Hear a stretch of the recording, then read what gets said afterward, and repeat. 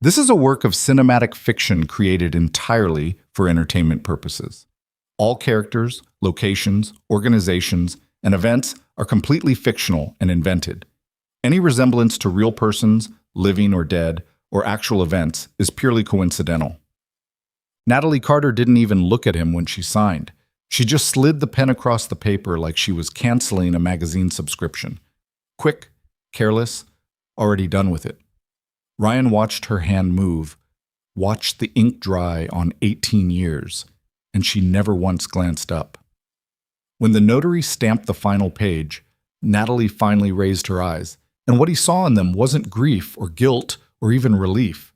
It was satisfaction, the kind a person wears when they believe they've outplayed someone and gotten away clean.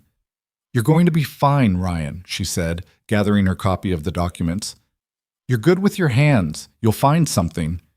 She said it the way someone speaks to a stray dog they're releasing back into the street. Kindly enough. Dismissively enough. Final. If you've ever been in a room where your whole life just ended on paper and the other person is already thinking about lunch, you understand what Ryan felt standing in that courthouse hallway. Not rage, not tears. Something quieter and colder than either of those. The specific emptiness that comes when you realize the person you built a life with never actually saw you at all. Before we go any further, if stories like this one speak to you, if you've ever watched someone underestimate the wrong person and live to regret it, hit that like button right now and drop your city or country in the comments below. I want to see how far this story travels. Subscribe if you haven't already, because what happens next in Ryan Carter's life is something you do not want to miss. Now let's get into it. The Dirksen Federal Building sat on South Dearborn the way all government buildings sit. Heavy, indifferent, built to outlast whatever human drama played out inside it. On a Tuesday morning in late October, with a cold Chicago wind cutting through the concrete canyons of the Loop, Ryan Carter pushed through the revolving door and walked into the end of his marriage. He was not a man who stood out.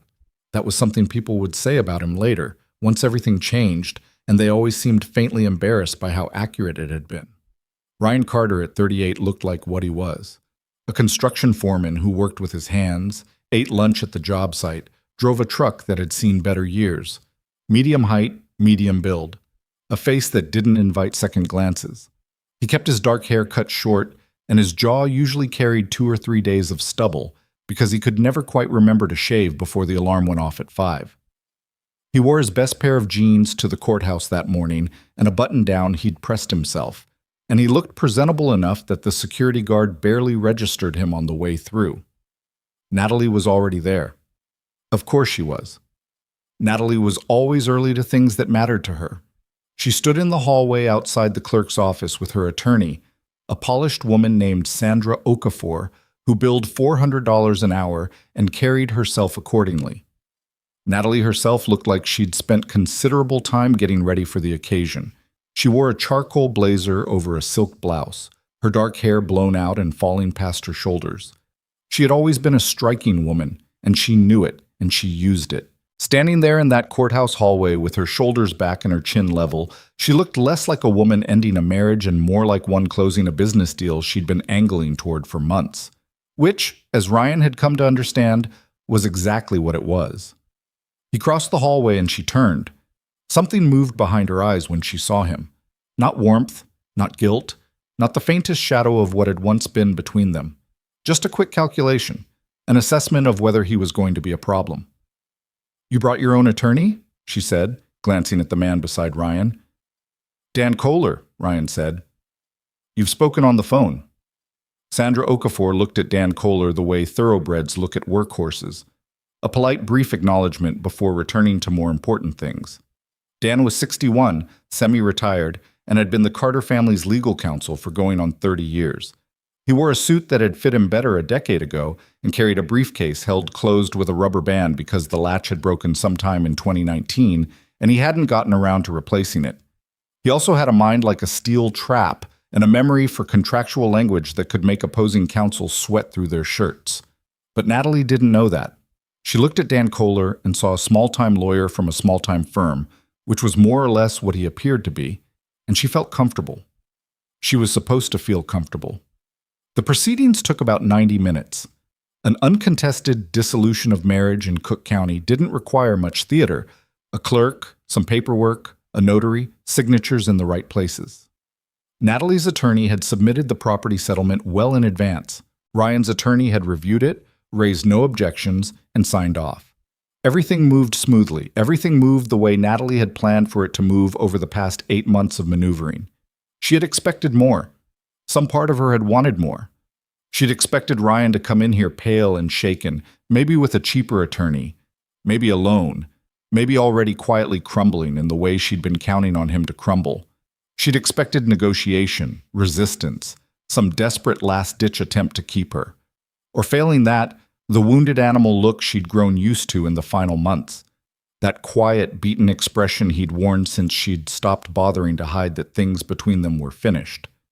Instead, Ryan stood next to Dan Kohler and signed where he was directed to sign and said almost nothing. He wasn't pale. He wasn't shaking. His face was composed in a way that Natalie found, without quite knowing why, faintly unsettling.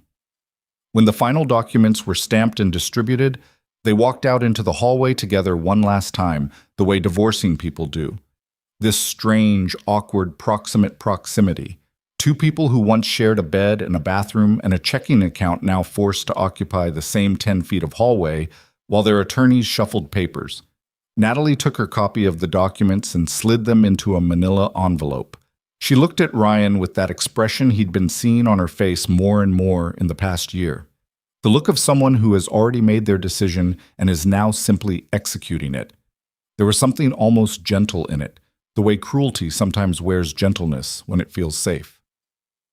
"You're going to be fine, Ryan," she said. "You're good with your hands. You'll find something." Deputy Ipochian. He looked at her for a moment, just a moment. Then, "Take care of yourself, Natalie." That was it. That was the last thing he said to her in that building. No anger, no recrimination, no closing argument. He turned, shook Dan Kohler's hand, thanked him, and walked toward the elevator. Natalie watched him go. She'd expected him to look back. He didn't. Outside, the wind hit hard and immediate, the way Chicago wind does in October. Not just cold, but pointed, the kind that finds the gap between your collar and your jaw and settles in. Ryan stood on the courthouse steps for a moment, hands in his jacket pockets, and let it hit him. He breathed out slow. His breath fogged in the cold air. He pulled out his phone and sent a single text. "Done. Come around." Across the street, beyond the line of parallel parked sedans and a scattering of yellow cabs, a car eased out from the far curb and moved into the flow of traffic. Not a cab, not a sedan, a Mercedes Maybach S-Class in matte graphite, long enough to make pedestrians glance twice, with plates that bore the kind of quiet authority that doesn't need to announce itself. It pulled to a smooth stop at the base of the courthouse steps. The driver, uniformed, mid-50s, with the unhurried manner of a professional who'd been doing this kind of work for 20-some years, stepped out and opened the rear door. "Mr. Carter, ready when you are, sir." Ryan walked down the steps and got in without looking back. The door closed. The car pulled away. Behind him, on the courthouse steps, Natalie Carter stood with her manila envelope and watched the Maybach move through traffic until it rounded the corner on Clark Street and disappeared. Her attorney appeared at her shoulder and said something, but Natalie didn't hear it. She was trying to remember if Ryan had ever mentioned anything about a car like that, trying to remember if there was something she'd missed, trying to do a rapid retrospective accounting of everything she thought she knew about the man she'd just divorced. She came up with nothing, which was when the first cold thread of something unpleasant began to work its way through her chest. Ryan had met Natalie Voss in the summer of 2006 at a barbecue in Bridgeport, thrown by a mutual friend whose name neither of them could probably remember now. He'd been 22, she'd been 21. She was studying marketing at DePaul, and he was 2 years into working construction sites with his uncle, having declined, without any particular drama, to attend the university his father had quietly expected him to attend. That was the first thing most people didn't know about Ryan Carter, that he'd had options. His father, Gerald Carter, had been a man of an older Chicago type, self-made, taciturn, deeply private about money, and possessed of a work ethic so thoroughgoing it had become almost indistinguishable from stubbornness. Gerald had started Carter Construction in 1978 with 2 employees and 1 contract to renovate a parking structure on the near west side. By the time Ryan was born, in 1986, Carter Construction held contracts across the Midwest and employed over 200 people. By the time Ryan was in high school, his father had quietly diversified into real estate development and sat on the boards of 2 regional banks, none of which Gerald Carter discussed publicly, ever. He drove the same Ford pickup for 11 years. He lived in the same Bridgeport 2 flat where he'd raised Ryan, and he fixed things around the house himself because he didn't like other people's workmanship. He gave generously to local causes and never let his name go on a building. He was, in the estimation of people who knew him well, one of the most deliberately invisible wealthy men in the city. Ryan had grown up in this atmosphere as naturally as fish grow up in water. The invisibility had never felt like deprivation. It had felt like common sense. You didn't advertise what you had because advertising attracted the wrong kind of attention, and the wrong kind of attention cost you things you couldn't get back. He had loved his father in the uncomplicated, solid way that sons love fathers who are present and consistent and ask something real of them. Gerald died in 2019 of a heart attack on a Tuesday morning, which Ryan would later think was fitting. Gerald was never the type for dramatic timing. He was found at his desk, which was also fitting. He left behind a will, a substantial estate, and a trust document that Dan Kohler had spent the better part of 6 months drafting to Gerald's extraordinarily precise specifications. Ryan had not told Natalie about any of it, not because he was planning something at that point. He wasn't, not yet. He hadn't told her simply because he hadn't gotten around to it, and because something he couldn't quite name had made him hesitate. By the time he knew why he'd hesitated, it was too late to be surprised by his own instincts. They had been good together, for a while. Or good enough, which is what most people mean when they say good together. Natalie was smart, organized, ambitious in the way that energized a room, and in the early years there had been something real between them, some genuine warmth and reaching toward each other that Ryan had trusted and built on. The first crack, looking back, had been money, not poverty. They weren't poor. Ryan made solid money as a foreman and had moved into project management by his early 30s. They had a nice house in Beverly, 2 cars, vacations. But Natalie had a particular appetite for the kind of life that required more than comfortable. She wanted wealthy. She had grown up watching her mother clip coupons and her father stress quietly about the mortgage, and she had decided somewhere in her adolescence that that particular texture of life was something she would permanently escape. Ryan didn't know when she'd decided he wasn't the vehicle for that escape. He suspected it had been gradual. He suspected it had been happening for years before she'd made any concrete decisions, the way water undermines a foundation slowly and invisibly until one day something gives. What he knew for certain was when he'd found the emails. March, 19 months ago. He'd been using her laptop to look something up because his phone battery was dead, and a notification had slid down from the top of the screen, a message in a thread she hadn't closed. D. Dinner Thursday. I'll have the car pick you up at 7. N. Can't wait. Things here are almost resolved. Just need a little more time. D.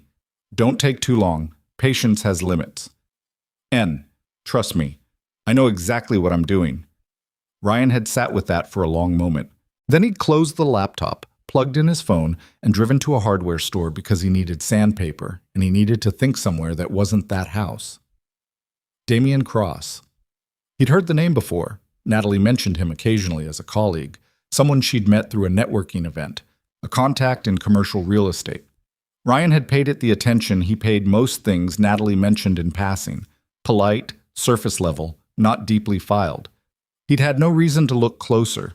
He had reason now. What Ryan discovered over the weeks following was not the affair. He'd intuited the affair the moment he read that thread, and he grieved it in his quiet, internalized way, a grief that was less about betrayal than about confirmation of something he'd been sensing for a long time without a name for it. The affair was painful, but not surprising. What was surprising, what crossed the line from personal wound into something else entirely, was the other pattern he found. He'd had access to their joint accounts for years, and he'd been generally uninvolved in the details of their household finances because Natalie managed them, and he'd trusted that. Looking closely now, for the first time, with the deliberate attention he brought to reviewing a structural blueprint, he found things that didn't add up. Small discrepancies at first, transfers to an account he didn't recognize, a series of recurring payments to a consulting firm he'd never heard of, charges on a card he'd thought was for household expenses that showed up at restaurants he'd never visited, hotels in cities he'd never traveled to. He showed these to Dan Kohler, who had been his father's lawyer and was now quietly his, and Dan had brought in a forensic accountant. The accountant spent 3 weeks going through everything. What they found was methodical, not amateur. Someone, and the trail pointed consistently to Natalie, sometimes in coordination with Damian Cross, had been making attempts, some successful and some not, to access information about Gerald Carter's estate. Not just the personal accounts, the business holdings, the trust. She's been trying to find out what the estate is worth, the accountant told Ryan, and in a few cases, she's made attempts to transfer or redirect funds using what appear to be forged authorization documents. Ryan sat very still when he heard that. He had that particular stillness of a man who has already, somewhere beneath consciousness, processed the worst of it and is now simply having it confirmed. "How much does she know about the trust structure?" Dan asked. "Almost nothing," the accountant said. "She's been fishing. She knows Gerald had money, and she knows Ryan is the heir, but she hasn't been able to get specifics. The trust documents were never in any shared account or home filing system." Ryan had made sure of that, not because he'd known then what Natalie was doing, but because Gerald had been very specific. Keep these private, keep them separate. Don't mix your family assets with marital property, not because you should distrust your spouse, but because the best time to have protected something is before you needed to. His father had been a cautious man, and Ryan had followed his father's instructions the way he followed structural specifications, not because he questioned them, but because his father had never given him reason to. Now he understood the reason. For the next 17 months, Ryan did almost nothing visibly different. He went to work. He came home. He was quiet, which Natalie read as defeat, as withdrawal, as the slow dimming of a man who knew he was losing. She had always been better at reading surfaces than depths. She was not wrong that he had withdrawn. She was entirely wrong about why. He moved the family trust's assets through 2 quiet restructurings, overseen by Dan Kohler and a team of Chicago estate attorneys who worked in the kind of offices that don't have logos on the door. The trust was modified according to provisions Gerald had actually built in years ago, a clause that anticipated exactly this kind of contingency, as if Gerald had known, which Ryan sometimes suspected he had. The clause was simple in its operation. In the event of the beneficiary's divorce, full and irrevocable control of the trust and all its holdings transferred immediately and exclusively to Ryan, sealed against any spousal claim. Gerald had written it after watching 2 of his business partners go through divorces that cost them more than he thought any marriage should be able to cost a man. Natalie, meanwhile, was working with Damian Cross's people to build a picture of the estate they thought they were about to access.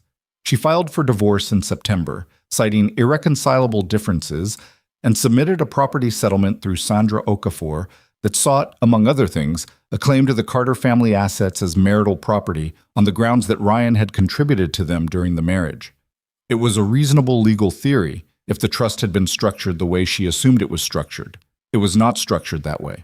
Dan Kohler had filed the response 3 weeks later, attaching the trust documentation, the independent restructuring records, the accounting of all assets, and the forensic accountant's report on the unauthorized transfers and forged authorization attempts.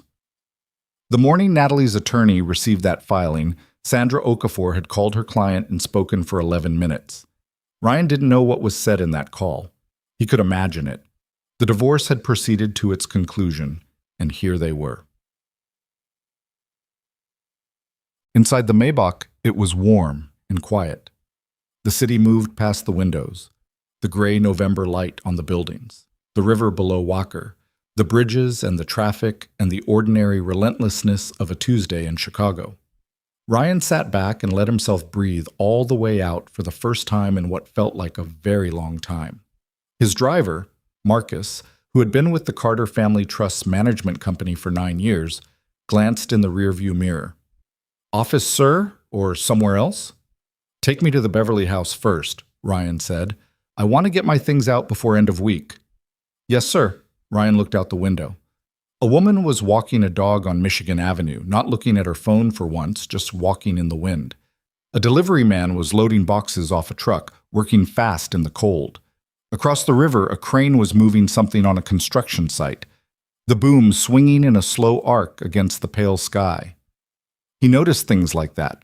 Cranes, sights, the work. He always had. It was in his bones the same way it had been in his father's bones and his father's fathers before that. Whatever happened with the money, whatever happened with the trust and the empire and the rest of it, what Ryan Carter actually was, at the bottom of it, was someone who understood how things were built. Natalie had looked at him for 18 years and seen someone ordinary, someone manageable, someone she could afford, eventually, to leave behind. She had not been looking at the right things. He pulled out his phone. Dan Kohler had sent a message. "Trust transfer confirmed this morning. Everything is in order. Call me when you're ready to move on the contractor agreements." Ryan typed back, "Tomorrow. Give me today." He put the phone away and watched the city. There was a lot of work ahead. The trust held 5 active construction projects, 2 stalled developments that needed new management, a portfolio of properties that hadn't been properly assessed in 3 years, and a community development arm his father had started but never fully funded that Ryan had been thinking about for a long time. There was also, somewhere in the back of his mind, a list of names, young guys he'd worked with on sites over the years, skilled tradesmen who couldn't afford apprenticeship programs, kids from the neighborhoods his father had come from who had the hands and the drive but not the door. He'd been keeping that list without quite knowing what he was keeping it for. He was starting to know. The Maybach turned south on Lakeshore Drive, the lake gray and enormous on the left, the skyline falling back behind them. Ryan watched the water. It was choppy today, waves with real muscle behind them, the kind of lake Michigan became in late fall when it stopped pretending to be gentle. He'd grown up watching that lake. He figured he'd keep watching it for a while yet. Outside, Chicago moved on. Indifferent, enormous, cold, and completely unchanged by one man's private reckoning. That was the thing about a city. It didn't pause for your endings. It didn't pause for your beginnings either. It just kept going, and you either moved with it or you stood still, and standing still wasn't something Ryan Carter had ever been built for. He had a lot of building left to do. The Beverly House was a brick 2-flat on South Longwood Drive that Ryan had bought in 2011, the year after he made project manager. It wasn't a flashy purchase. Beverly was a working neighborhood, the kind where people mowed their own lawns and knew their neighbors' names and had strong feelings about the Cubs versus the Sox. Ryan had bought it because it was solid. Good bones, his father would have said, the kind of house that wouldn't surprise you badly. He stood in the front hallway on Tuesday afternoon and listened to it be empty, not quiet. Empty was different from quiet. Quiet was when someone was asleep upstairs or reading in the other room. Empty was when the particular texture of another person's presence had been removed, and what was left was just space, just walls and furniture, and the small sounds a house makes when nobody's talking. Natalie had moved most of her things out 2 weeks ago, which he'd known was coming. He'd made arrangements accordingly. But standing here now, with the divorce papers sitting somewhere in Dan Kohler's briefcase and the Maybach idling outside because Marcus had offered to wait, and Ryan had let him, standing here in the house he'd bought and maintained and repaired with his own hands, he felt the full weight of it in a way the courthouse hadn't allowed for. 18 years. That was most of his adult life. That was the entirety of who he'd become as a man. He stood there for probably 3 minutes, which felt longer. Then he went upstairs. He'd packed most of what he needed the previous week. Clothes, his father's tools, the few things of actual personal meaning that lived in a box on the closet shelf. His books. A photograph of his father standing in front of the first Carter construction office, taken in 1983 before Ryan was born, Gerald younger than Ryan was now, grinning in a way Ryan had never quite seen him grin in person. There was a second photo in the box that Ryan hadn't looked at directly in several months. Him and Natalie on the roof of a Wicker Park bar the summer they met, both of them squinting into the sun, laughing at something that wasn't captured in the frame. He didn't throw it away. He also didn't look at it. He just put it in the box and closed the top. He loaded 4 boxes into the trunk of the Maybach. Marcus helped without being asked and without commenting on it. On the way out, Ryan stopped in the kitchen and checked the refrigerator out of habit. There was a half-empty bottle of hot sauce, some condiments, a 6-pack of beer he'd bought before everything started. He took the beer and left the rest. "Keeping the house?" Marcus asked as Ryan locked the front door. "Until the sale closes. Probably 60 days. "Where to now?" "The apartment on Printers Row," Ryan said, "and then I need to stop by a job site in Pilsen before 5. Marcus didn't ask about the job site. He knew the answer, or he understood at least that Ryan Carter going to a job site on the afternoon of his divorce wasn't avoidance. It was just who the man was. Some people drank, some people called their mothers. Ryan Carter checked concrete pours and load-bearing calculations, and if that was his version of processing things, it seemed to work well enough for him. Kate. The Pilsen site was a 5-story mixed-use development on West 18th Street, one of 3 active projects the Carter Trust had held through a management company for the past 4 years. Ryan had been working it as a project supervisor under the Trust's operating arm, a role he'd taken deliberately and quietly because he wanted to understand the business from the ground up the way his father had, not from a corner office. He knew the crew here, had worked alongside most of them at various points over the past 2 years. When he climbed out of the Maybach in his courthouse clothes and hard hat, the site foreman, a broad, permanently sunburned man from Cicero named Pete Zakowski, looked at him with raised eyebrows. "Dressed nice today," Pete said. "Had something this morning." "The thing get done?" "Yeah," Ryan said. "It got done." Pete nodded and didn't push it. Pete was the kind of man who understood that some things didn't require more words. "Third floor pour had a variance this morning. Want to look at it?" "That's why I'm here." They walked the site. Ryan listened, asked questions, crouched down to look at the slab work, made 2 notes on his phone. The variance wasn't serious, but it needed addressing before the 4th floor. He talked through it with Pete and the structural guy, a young engineer named Flores who was meticulous to the point of anxiety and better for it. Standing on the 3rd floor with the city spread out below in the late afternoon, the flat grid of Pilsen's streets, the water tower on the near horizon, the sound of traffic and someone's radio from the street, Ryan felt something loosen slightly in his chest that had been wound tight since 6 in the morning. This was what he knew. This was what made sense. His father had told him once, sitting in the pickup outside a job site in Bridgeport, that the only thing worth building was something that would still be standing when you weren't around to defend it anymore. He'd meant it as construction advice and also as something else, and Ryan hadn't been old enough at the time to fully understand the second meaning. He was old enough now. He stayed on the site for 2 hours. By the time he left, the light was going and the crew was wrapping up, and Pete had made coffee on a camp stove and handed him a cup without asking if he wanted one, which Ryan appreciated. "You good?" Pete asked when Ryan was heading out. Ryan thought about it honestly for a second, which was more than most people do when someone asks that question. "Getting there," he said. The apartment on Printers Row was on South Dearborn, 6 blocks from the courthouse where he'd signed the papers that morning, which Ryan registered as the kind of coincidence that doesn't mean anything, but sits in your mind anyway. It was on the 9th floor of a 1920s building that had been renovated in the 90s and needed updating again. The apartment itself was a 2-bedroom with good light and original hardwood floors and a small terrace that looked west toward the river. The trust owned the building.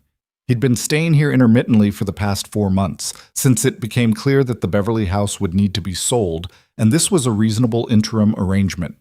He'd brought over enough to make it functional: a bed, a couch, the basics. It didn't look like a home yet. It looked like a place someone was using while they figured out the next thing. That was fine. He was figuring out the next thing. He set the boxes down, put the beer in the refrigerator, and stood at the terrace door looking out at the city going dark.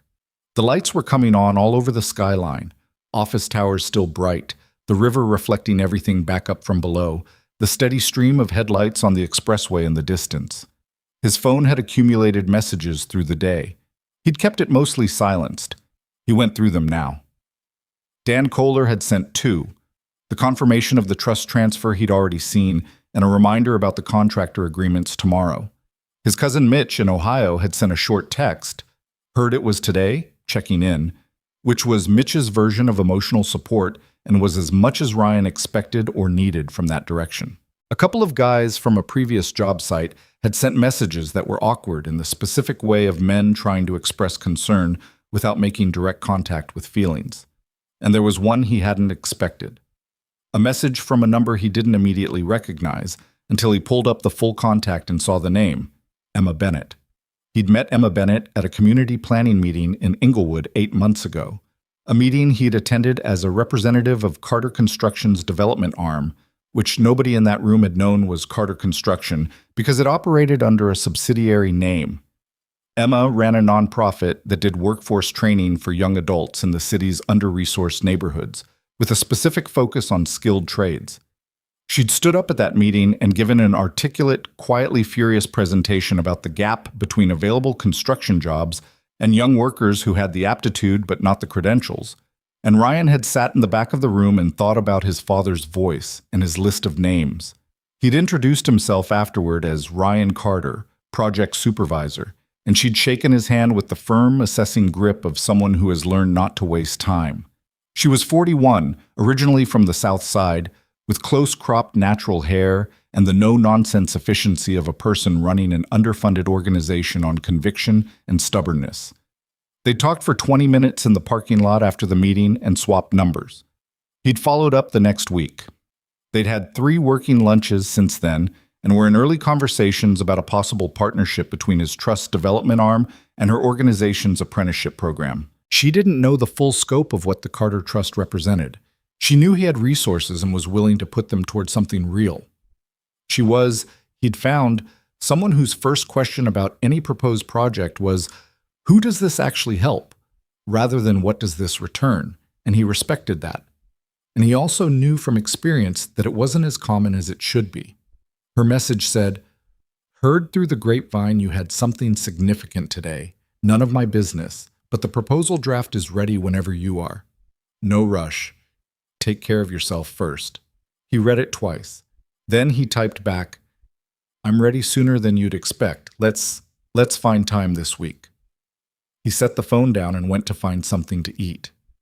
What Ryan had not told anyone, not Dan Kohler, not Pete Zakowski, not Emma Bennett, not his cousin Mitch, was how close it had come to going differently.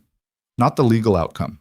He'd been confident about that from the moment the forensic accountant delivered his report. The trust was clean, the documentation was airtight, and Gerald Carter had structured everything with the specific intention of surviving exactly this kind of challenge. That part Ryan had been certain of. What he hadn't been certain of was himself. There had been a period, roughly 2 months in the middle of all this, around month 9 or 10 of the 17-month process, where the certainty had wavered.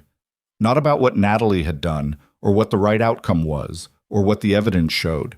He'd been clear on all of that. What he'd wavered on was whether he had the constitution to actually do what needed to be done. The thing that nobody tells you about quiet, methodical patience, the kind Ryan had exercised for 17 months, is that it is not passive. It looks passive from the outside. From the inside, it is an act of sustained, grinding will. Every morning, Ryan Carter woke up in that house next to a woman who was running a deliberate deception against him, who was sleeping with another man and meeting with that man's lawyers about how to access assets she thought Ryan didn't know she was looking for. And every morning, Ryan made the conscious choice not to confront it, to wait, to gather, to be certain. That cost something. It cost something every single day. There was one night in January, the January before last, when he'd come home late from the Pilsen site, and Natalie had been on the phone in the bedroom with the door closed, and he'd stood in the hallway outside and heard her voice, not the words, just the tone, easy, warm, intimate, and something had come up through his chest that wasn't grief or anger, but something older and rawer than either. He'd gone back downstairs and sat at the kitchen table for a long time. He'd thought about his father. He'd thought about the photograph on the roof of the Wicker Park bar, the two of them laughing at something that didn't exist in the frame anymore. He'd thought about what it felt like to know that the version of Natalie he'd fallen in love with at 22, real or not, lasting or not, had been a genuine thing, and that whatever had happened to it over 18 years was complicated and human and not reducible to a simple story. She wasn't a monster. He needed to be clear about that, at least to himself. She was a person who had decided that the life she'd built wasn't the life she wanted, and who had chosen a destructive and dishonest path towards something else. That was a failure of character, not an absence of humanity. Ryan had made his peace with the distinction, though it hadn't come easily. What had helped in the end was something Gerald Carter had said to him when Ryan was maybe 16 and going through the specific indignant misery of adolescence. They'd been driving somewhere, Ryan didn't remember where, and he'd been complaining about something that felt enormous at the time and was certainly not, and Gerald had let him finish, and then he'd said, "You can't control what people decide to do. You can only control whether you're prepared for it." Ryan had thought he understood that at 16. He understood it differently at 38. Damian Cross was 44 years old, self-made in the specific Chicago way that involved commercial real estate, political relationships, and a very high tolerance for risk. He had offices on Michigan Avenue and a condo in the Gold Coast, and the kind of reputation that existed in two layers: the public version, which was successful and philanthropic and photogenic, and the private version, which people mentioned in lowered voices and rarely in writing. Ryan had spent considerable time learning about Damian Cross. Not out of jealousy, which would have been understandable but would also have been a waste of energy. Out of necessity.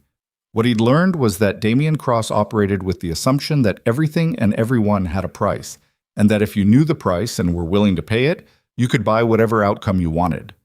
This wasn't a unique worldview. It was a worldview that worked often enough in the short term to be dangerous. What Damian had apparently told Natalie, and Ryan had inferred this through a combination of the forensic accounting and some conversations Dan Kohler had with opposing counsel that Dan had described to Ryan afterward, was that the Carter estate, once accessed through the divorce settlement, would be a foundation. That the money Natalie stood to gain was the starting capital for something larger. That Damian had plans.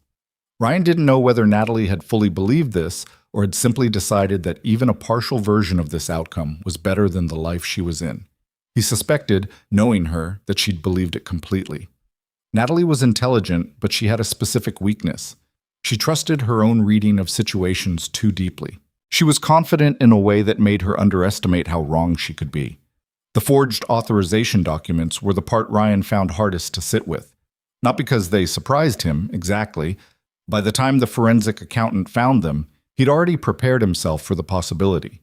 But seeing the signatures, his name, his father's name on one document, reproduced in handwriting that was close enough to pass a casual inspection, signed onto authorization forms that would have allowed someone to transfer assets out of accounts Ryan had believed were secure, that had hit differently than the emails. The emails were a personal betrayal. The signatures were something else, something that crossed into territory that Ryan couldn't make comfortable or contextualized. Somebody had sat down and practiced writing his dead father's name until they got it close enough. He'd brought that to Dan Kohler, and the forensic accountant had traced the documents. Neither of the forged signatures could be proven to have been made by Natalie's own hand.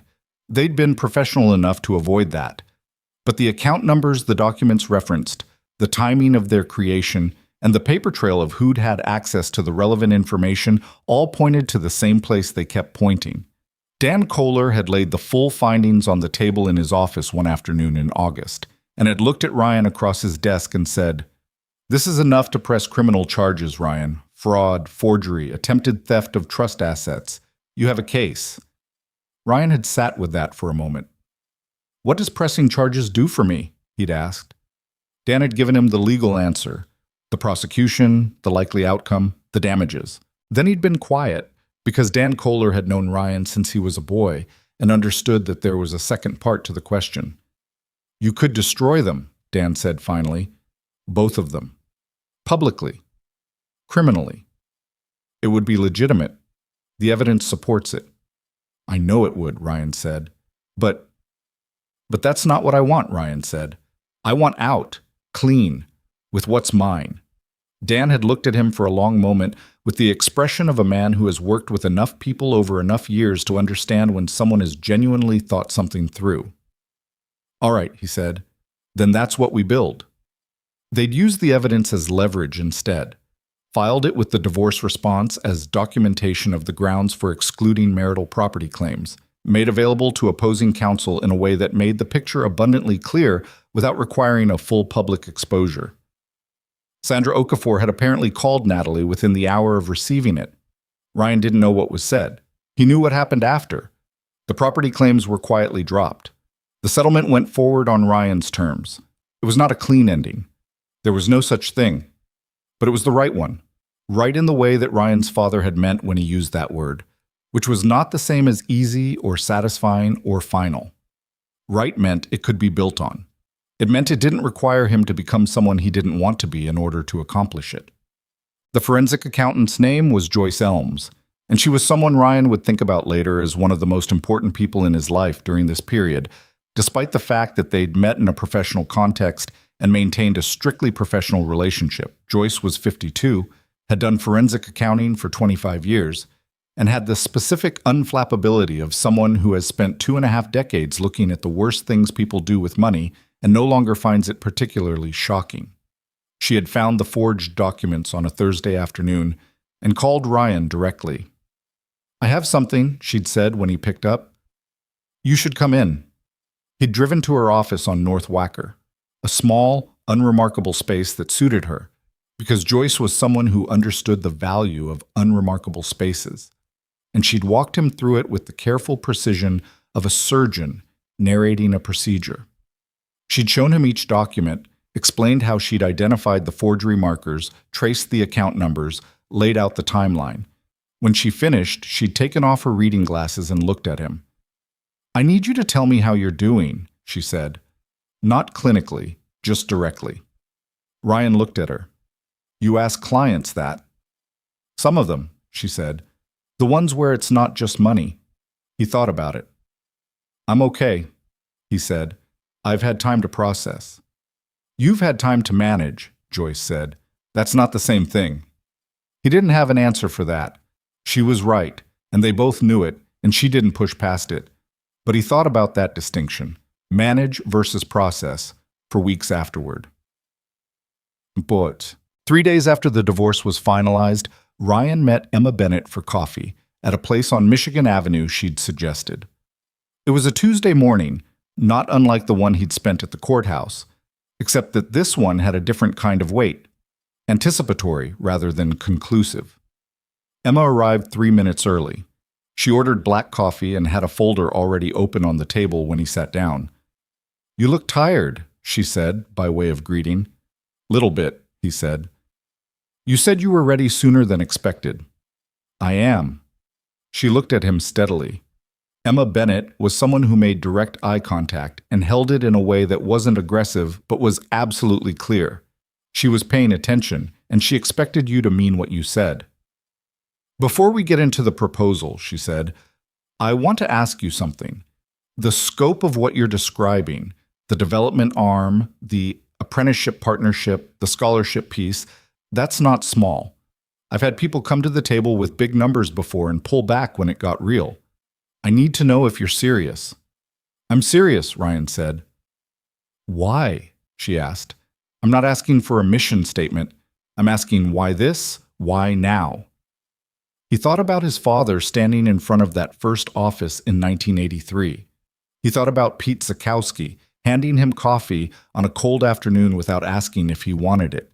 He thought about the list of names he'd been keeping in the back of his mind for years. My father built something, Ryan said. He spent 30 years building it, and he did it a certain way. Carefully, without a lot of noise, thinking about what would still be standing after he was gone. I've been sitting on what he left and trying to figure out what I'm supposed to do with it. He paused. I think this is part of it. Emma was quiet for a moment. Then she pushed the folder across the table. Okay, she said. Let's talk about what this actually looks like. They talked for 2 hours.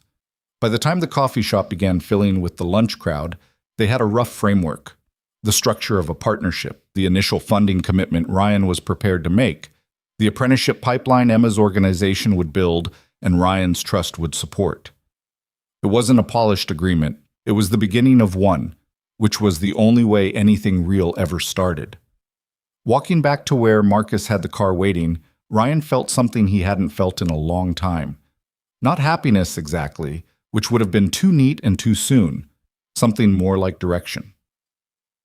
The specific sensation of having a thing in front of you worth moving toward. He had a lot of lost time to think about.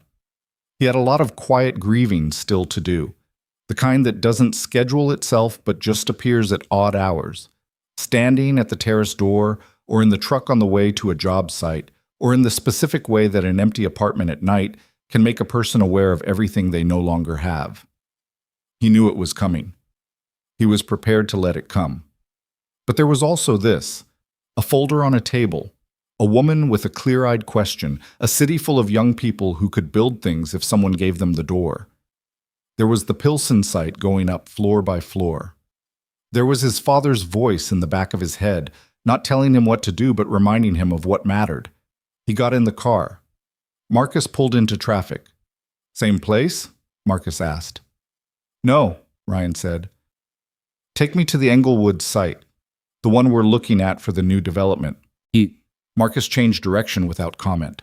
Outside, Chicago moved past. Ordinary, relentless, completely indifferent to any single person's story.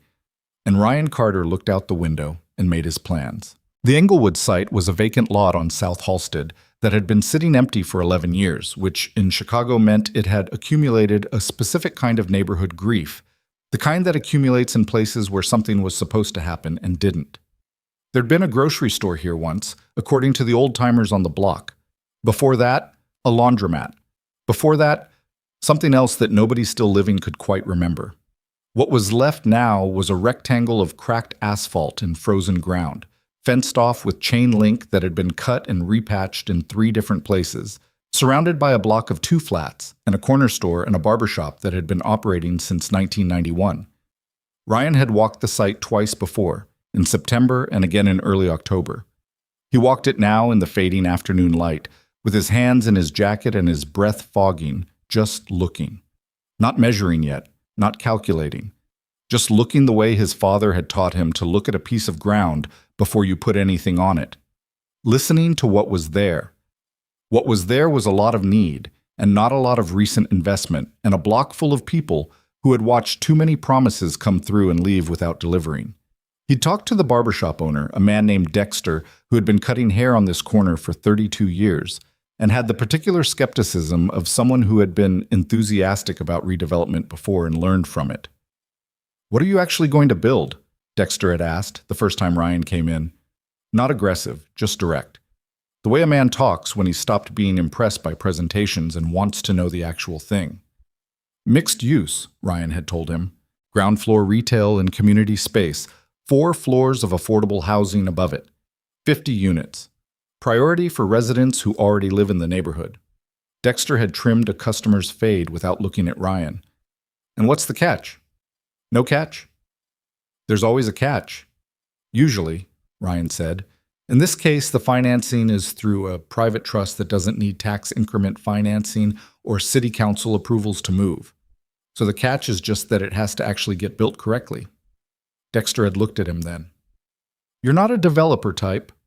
"I'm a foreman type," Ryan said. "I work construction." "What kind of construction?" "All kinds. Whatever needs building." Dexter had gone back to his customer, but before Ryan left, he'd said, without looking up from the scissors, "If you actually build it, come back and tell me. I'll believe it when I see it." Ryan had walked back to the car that day and thought, fair enough. Standing on the same lot now, 3 days after signing divorce papers, he pulled out his phone and called Dan Kohler.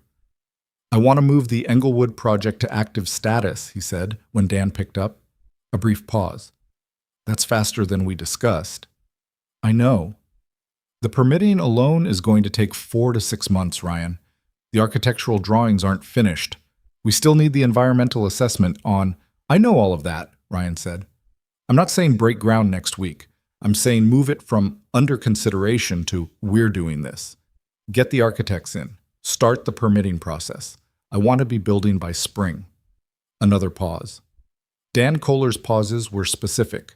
They weren't hesitation so much as the sound of a careful man making sure he understood what was being asked of him. All right, Dan said.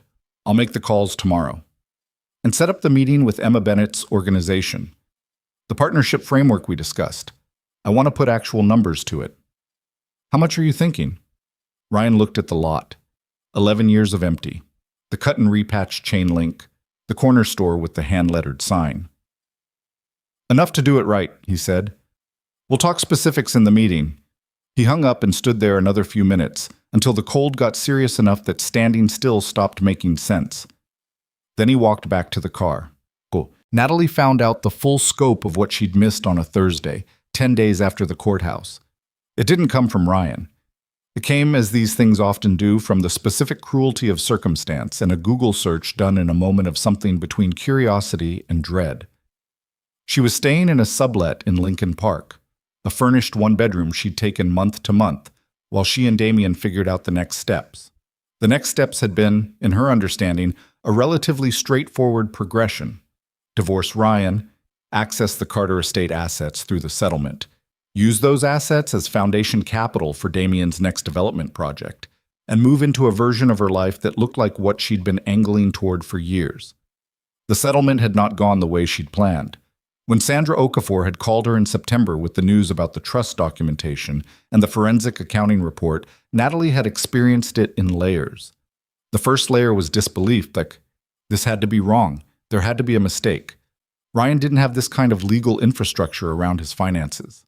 The second layer, arriving almost simultaneously, was a recalculation that happened so fast it scared her a little. If the trust was structured the way the document showed, then everything she'd believed about Ryan Carter's financial situation was not just incomplete, but fundamentally wrong. The third layer took longer. The third layer was the question she couldn't stop asking herself in the days after the settlement collapsed. For how long? Sandra had told her, gently but plainly, that the Carter trust documents predated the marriage by several years, that the structure was Gerald Carter's creation and had been maintained with legal counsel throughout, and that the clause excluding spousal claims in the event of dissolution was ironclad and had survived the scrutiny of 3 separate estate attorneys. This was never accessible to you, Sandra had said, in the measured tone of someone conveying bad news they've had to convey before. Whatever representations were made about the scope of the marital estate, the trust assets were always outside it. But he never told me, Natalie had said. Sandra had let a beat pass before answering. He wasn't required to, legally. And given what's in the forensic report, Natalie, I'd strongly advise not making that argument in any forum. The forensic report, the signatures, the accounts. Natalie had known, sitting in her car outside Sandra's office that afternoon, that the smart thing was to let it go cleanly and quietly, and thank whatever luck was involved that Ryan had chosen not to press criminal charges. She'd known that. She'd done it. She'd signed the settlement and walked into the courthouse 11 days later and said what needed to be said and walked out with what there was left to walk out with, which was not nothing but was far, far less than she'd planned for. What she hadn't done, in all of that, was look up Carter Construction. She did it on a Thursday night in the Lincoln Park sublet, sitting on a rented couch with a glass of wine and her laptop, and she was honestly not sure afterward what had prompted it. Maybe the conversation with Damien earlier that day, which had been tense in a new way she was still trying to decode. Maybe just the accumulating weight of the past 2 months. Maybe the simple fact that now that there was nothing left to maneuver or protect or plan around, she could afford to actually look. She typed Carter Construction Chicago into the search bar. The results came back and she sat with them for a long moment, reading. Carter Construction had been founded in 1978 by Gerald Carter. By the early 90s, it had become one of the mid-sized regional construction companies in the Midwest, with contracts in infrastructure, commercial development, and residential. Gerald Carter had diversified into real estate in the late 90s, and had, by the time of his death in 2019, accumulated a portfolio that the business press had valued, in the one profile he'd ever permitted, for a trade publication in 2015, at somewhere north of $200 million. 200 million. Natalie read that number and then read the rest of the article and then read another one and another. Gerald Carter had been notably private. There were very few photographs. The one that appeared in most of the coverage was a formal headshot from the 2015 profile. A heavy-set man in his early 70s with a reserved expression and eyes that looked like Ryan's eyes. Now that she was looking for it, she closed the laptop and sat in the silence of the sublet for a while. She had been married to that man's son for 18 years. She had slept beside that man's son, eaten dinner with him, argued with him about whose turn it was to call the plumber, watched television with him on Saturday nights when there was nothing else going on. She had watched him go to work at 5 in the morning and come home smelling like concrete and coffee, and not once, had she looked at him and seen what was actually there. She had seen a foreman, a competent, steady, unremarkable man who made decent money and fixed things himself because he liked to, and drove a truck that was too old and never seemed particularly concerned about impressing anyone. She had not seen the rest of it. She'd been looking too hard at the surface to see the depth. The wine glass was empty. She didn't pour another one. Damian Cross was not handling things as well as his public composure suggested. He was, by temperament and by professional habit, a man who recovered from setbacks with a particular kind of aggressive recalibration. You lost one angle, you found another, you kept moving and never let anyone see you standing still too long. He'd built his whole career on that reflex. The ability to absorb a bad outcome and turn it into a pivot before the other people in the room had finished reacting. This one was harder to pivot from. The forensic accounting report that had surfaced through the divorce proceedings had not been limited in its implications to Natalie's activities. The paper trail that Joyce Elms had assembled, and Dan Kohler had subsequently made available to opposing counsel, showed clearly that some of the forged authorization attempts had involved account numbers and institutional information that could only have come through Damian's network. His lawyers had been very clear with him about the exposure this created. Not a certainty of prosecution, but a serious and documented proximity to criminal activity that he needed to be careful about. He'd spent 3 weeks doing damage control. Quiet damage control, the expensive kind. His legal team, his financial team, some careful conversations with people he trusted.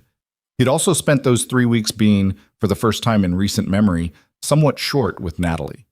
It was not that he'd stopped caring about Natalie. He probably had, on some level, genuine feeling for her. The kind of feeling that's real enough when things are going well and becomes a great deal less certain when they're not. But the practical reality was that Natalie had come to him with a proposal. Access to a substantial estate, handled cleanly through the divorce, a foundation for the next project, and the proposal had failed. And the failure had come with legal exposure he hadn't anticipated. That changed the calculation. Damian Cross's calculations always came first. He told her as much, not all at once, but in the way these things actually happen.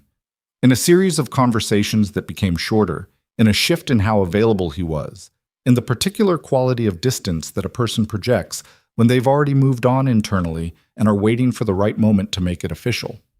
Natalie recognized it. She recognized it clearly because she was intelligent and because she had done the same thing herself once, to someone else. She called him on a Friday morning 3 weeks after the courthouse. "You're pulling back," she said. Not accusatory, just naming it. A pause on his end. "I'm dealing with some things. I know what you're dealing with. I'm part of why you're dealing with it." "Natalie, don't," she said. "Just be straight with me. That's the least you can do." Another pause. Longer this time. And then Damian Cross, who was many things but not always a coward about direct moments, said, "The situation changed. I think we both know that." "The situation changed because the plan didn't work." "Yes. And if the plan had worked..." "It didn't." She was quiet for a moment. Outside the window of the Lincoln Park sublet, a woman was walking a child to school, the kid in a puffy coat, dragging a backpack, not quite awake yet. Ordinary Tuesday morning life happening completely indifferent to her. "Okay," she said. "I'm sorry," Damian said. "I am, genuinely." "I know," she said. Which was probably true. Genuinely sorry people could still leave. That was something she hadn't fully understood until recently. She hung up and sat with it. The architectural firm Ryan brought in for the Englewood project was a small practice on the west side called Vargas Patel Design. 2 partners, 8 staff, reputation for community-centered work on under-resourced neighborhoods. Maria Vargas and Priya Patel had done 3 affordable housing projects in the past 7 years and had the specific combination of idealism and hard-won practicality that Ryan recognized and trusted. The first meeting was in Maria Vargas's office, which smelled like coffee and old blueprints, and had pinned to the wall a hand-drawn site plan for a project in Roseland that had taken 4 years to get permitted and was now, apparently, fully occupied and waiting listed. "Tell me what you want," Maria said when they'd gotten through the preliminary context. She said it the way architects say it when they've learned to ask for the truth early, before everyone gets attached to something and changing course becomes expensive. 50 units, Ryan said. Mix of 1 and 2 bedrooms. Ground floor retail and a community space. I want a training room in there, big enough for 20 people. Workshop setup, tools, the kind of space where someone can actually learn a trade. Maria was writing. Height limit on the site is 6 stories. You could go 60 units if we stack it. 50 is enough, Ryan said. I don't want to maximize units at the cost of livability. I want people to want to stay. Priya Patel, who had been quiet until now, looked up from her own notes. What's the income targeting? 60% AMI and below. Priority for residents currently in the census tract. That'll affect your financing structure. It's a private trust. Financing is handled. I'm not chasing tax credits. The 2 architects exchanged a quick look, the kind that happens between partners who have been working together long enough to communicate without words. Ryan recognized the look because he'd seen it on job sites 1,000 times. It meant, this is real. Pay attention. We can do this, Maria said. Timeline. Permit application by February, break ground in April if the weather cooperates. 18 months to occupancy. Aggressive, Priya said. I know. I've been in construction for 16 years. I know what aggressive looks like, and I know how to manage it. I'm not asking you to cut corners. I'm asking you to move. Maria Vargas looked at him for a moment with the expression of someone making a judgment call. Then she extended her hand across the desk. Let's build something, she said. The meeting with Emma Bennett and her organization's leadership happened on a Wednesday afternoon in a conference room at the nonprofit's offices in Bronzeville, a space that had the functional plainness of an organization that spent its money on programs, not furniture. Folding tables, good lighting, a whiteboard with 3 half-erased lists from a previous meeting still visible in the corner. Emma brought 2 of her senior staff, a workforce program director named Carl Hutchins, who was 47 and had come to this work after spending 15 years as an electrician, and a grants administrator named Portia Wells, who was 32 and had the specific, slightly alarmed energy of someone who has just seen a funding commitment larger than their organization's previous annual budget. Ryan brought Dan Kohler, who had the rubber-banded briefcase, and a trust administrator named Helen Cho, who was 56 and managed the Carter Family Trust's charitable giving arm with the serene efficiency of someone who has made peace with complexity. Before we get into the structure, Emma said, once everyone was seated, I want to make something clear. We're not a resume item. We're not a tax strategy. If that's what this is, it's not, Ryan said. I need to hear more than that. He understood why. Emma Bennett had run this organization for 9 years on a combination of conviction, federal grants, and the kind of fundraising that required her to spend time with people who wanted her gratitude more than they wanted outcomes. She'd earned the right to be direct about it. My father spent 30 years building something in this city, Ryan said. He started with nothing, built it with his hands and his crew's hands, and by the end he employed 200 people. Most of them were from neighborhoods like this one. He gave them work when the city wasn't giving them much else. He paused. He left me the money and the company. He didn't leave me a manual for what to do with it. I've been trying to figure that out for the past few years. I think this is part of the answer. Across the table, Carl Hutchins was nodding slowly. Not in the polite way, in the way of someone who recognizes a thing because they've lived it. Your apprenticeship program, Ryan continued. You take young people from the trades, pair them with experienced workers, run them through certification programs. What's stopping you from scaling it? Money, Emma said. And placements. We can train people, but if there's no job waiting on the other end, the pipeline stops. Carter Construction will take every qualified graduate your program produces, Ryan said. That's not a pledge. That's a contractual commitment. We'll write it into the partnership agreement. If we're at capacity, we place them with contractors we've vetted in our network. No one finishes the program without a path to a job. Portia Wells was writing something very fast. That's, Emma started, then stopped. She was not someone who lost her composure easily, but something moved across her face for a moment. Not surprise exactly, but a recalibration of what she'd been prepared for. That's more than any corporate partner has offered us. I know, Ryan said. I looked at your corporate partnership history before this meeting. What else? Scholarship fund, Ryan said. Specifically for young workers from working class and trades families. Not just for college, for trade certification programs, apprenticeships, continuing education. Named for my father. He never finished college. He would have hated it named after him, honestly, but I think the intent would have mattered to him. Carl Hutchins let out a short laugh. Genuine, surprised. Sounds like a man I'd have liked. He was difficult, Ryan said honestly, but he was real. That counted for a lot. They spent the next 2 hours going through the structure, the annual funding commitment, the contractual placement obligation, the scholarship fund's governance, the timeline for launch. Dan Kohler and Helen Cho handled the technical language with the practiced efficiency of people who speak fluent document. Emma and Carl and Portia pushed back on 3 separate points, and Ryan gave on 2 of them because they were right, and held firm on one because it was structural. When they finished, Emma walked him to the elevator. The conference room behind them was still full of voices, Dan and Carl working through some language, Portia and Helen comparing notes. Why didn't you come to us sooner? Emma asked. It wasn't a challenge, just a question. Ryan thought about it honestly. I wasn't ready, he said. I had things to resolve first. She looked at him, that steady, direct look she had. Personal things? Yeah. And they're resolved now. Enough, he said. Enough to move forward. She nodded. That's a real answer. The elevator came. He stepped in. Emma, he said before the doors closed. The training room in the Englewood project. I want your organization to run programming in it. We'll build it to your specifications. She stood in the hallway with her arms crossed and looked at him with an expression he couldn't entirely read, part assessment, part something warmer than that.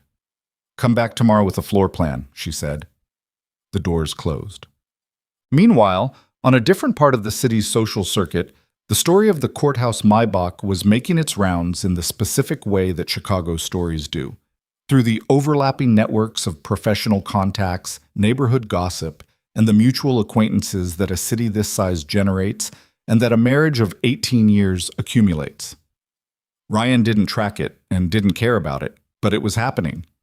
People who'd known Ryan and Natalie in the Beverly years, neighbors, couples they'd socialized with, people from the block, were putting together what they'd seen on social media and heard in passing and finding that the picture didn't match what they'd assumed. Natalie's version of the marriage, distributed through the slow leak of implication and selective disclosure over the past couple of years, had been of a woman who'd outgrown her circumstances. Not cruel about it.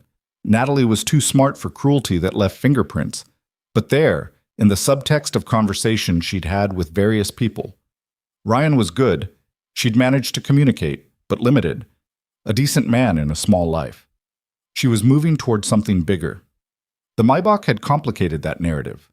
The Maybach, and then, slowly, through the professional grapevine, the news that Carter Construction was apparently resuming active development, that there were permits being filed in Englewood and Pilsen, that the family trust that had been fairly quiet for the past few years was becoming distinctly less quiet. 2 people who'd been at Ryan and Natalie's wedding called Ryan in the same week, both of them fumbling toward the same conversation.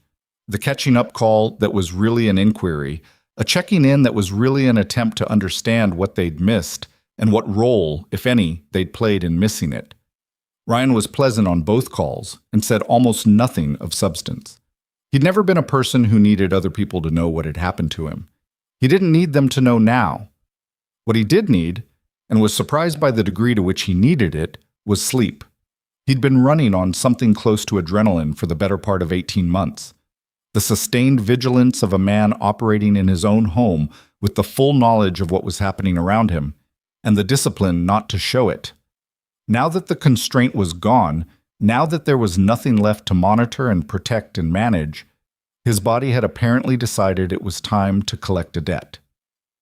He slept 9 hours the Thursday after the Bronzeville meeting and woke up disoriented in the Printer's Row apartment with afternoon light coming through the wrong window and no immediate sense of where he was. He lay there for a few minutes while the apartment came back to him. The temporary furniture, the boxes along the wall, the city outside. He'd have to find somewhere to actually live. The apartment was functional, but it wasn't a place he could stay indefinitely. He needed walls he'd chosen, and a kitchen he could actually use, and probably a dog eventually. His father had always had dogs. Large, uncomplicated ones that wanted to go on walks and sit near you, and didn't require much by way of explanation. He made coffee in the small kitchen and stood at the terrace door and thought about nothing in particular for a while. That was unusual for him. Ryan was not a person given to thinking about nothing. His mind tended toward the structural, the next problem, the thing that needed attending to. The capacity to stand at a window with coffee and not immediately be planning something felt new and slightly uncomfortable, and also, he thought, probably necessary. He let it last until the coffee was gone. Then he went to his desk and started working.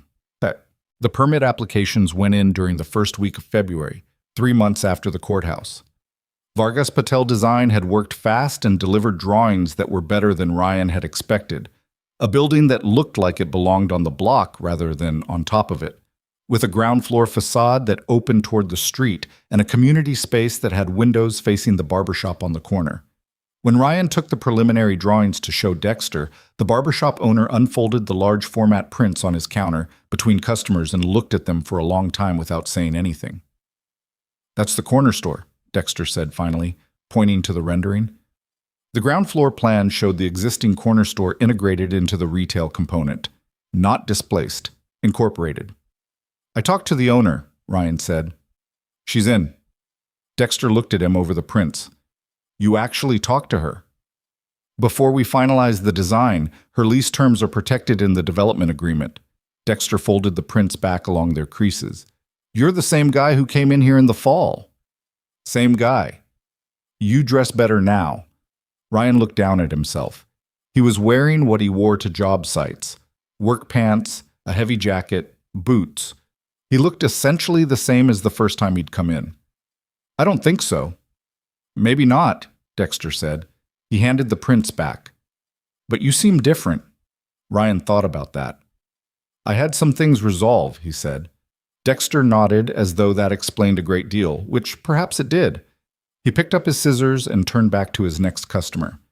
"Come back when you break ground," he said. "I'll want to see it." "I'll be back," Ryan said. He walked out onto South Halsted, where the February wind was doing its honest worst, and stood for a moment looking at the lot. The chain-link fence was still there. The cracked asphalt was still there. The 11 years of empty were still visible in every frozen weed and in the faded no trespassing notice that had been posted and reposted until the paper had gone translucent. But there were permit applications filed downtown now. There were drawings that showed what could go here, what would go here, what was going to be standing on this corner in 18 months if Ryan Carter and Pete Zakowski and Maria Vargas and Priya Patel and a crew of people, some of whom hadn't been hired yet, did their jobs. That was how you started. You looked at the empty ground and you made a decision about what it was going to become, and then you did the 10,000 unglamorous things required to make that real. His father had known that. Ryan had spent his whole working life learning it from the ground up. He turned up his collar against the wind and walked back to the car. There was a lot of work still ahead. That was the only part he was sure of, and for the moment, at least, it was enough. The Beverly house sold in March, 51 days after Ryan listed it. The buyers were a young couple from Evanston. She was a teacher, he worked in logistics. They had a 4-year-old and another one coming and had been looking in Beverly specifically because of the schools and the block feel and the price point that still, just barely, made sense on 2 working salaries. Ryan met them once at the final walkthrough, and shook hands with both of them in the kitchen where he'd eaten breakfast for 11 years. The husband noticed the tile work around the backsplash. "This original?" "No, I did that in 2014, Ryan said. "Took me a weekend." The husband looked at it the way men look at work they respect. "Nice job." "Good luck with the house," Ryan said. "It's solid. You won't have surprises." He meant it. He'd spent years maintaining that house with the attention he brought to everything structural, not because he was precious about it, but because letting things deteriorate had always felt to him like a small daily dishonesty.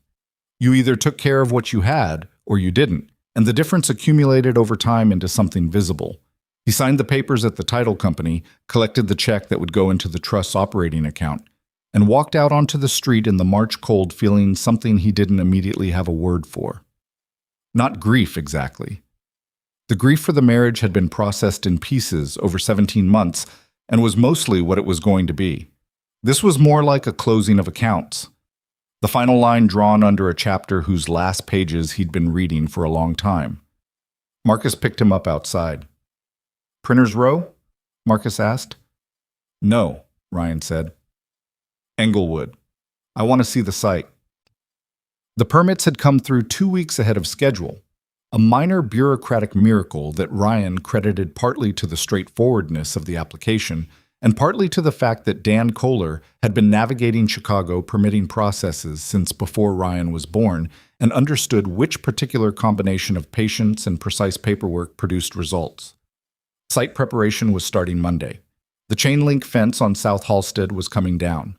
He stood on the lot for 20 minutes in the wind, which in March was still serious business, and tried to see what would be there in a year. He was good at this, at holding the blueprint in his mind and laying it over the physical reality of a piece of ground, seeing the structure in the empty space. His father had called it the most useful thing a builder could learn, and had also said it couldn't be taught, which was probably true. 50 units.